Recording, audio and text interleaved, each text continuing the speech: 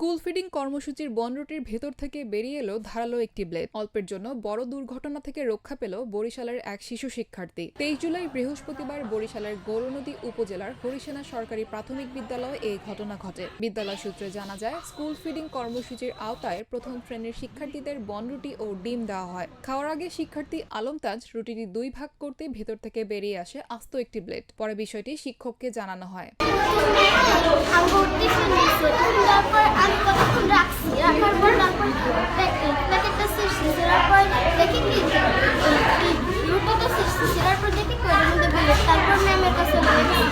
বিদ্যালয়ের ভারপ্রাপ্ত প্রধান শিক্ষক সাইফুন নাহার জানান, ঘটনার পর শিক্ষার্থীদের রুটি খাওয়ার আগে ছিঁড়ে দেখে খেতে বলা হয়েছে। একই সঙ্গে বিষয়টি উপজেলার প্রাথমিক শিক্ষা কর্মকর্তা ও রুটি সরবরাহকারী প্রতিষ্ঠানকে জানানো হয়েছে। উপজেলার প্রাথমিক শিক্ষা কর্মকর্তা জানিয়েছেন, বিষয়টি তদন্ত করে প্রয়োজনীয় ব্যবস্থা নেওয়া হবে। এদিকে উপজেলা নির্বাহী কর্মকর্তা বলেন, ঘটনাস্থল পরিদর্শন করা হয়েছে।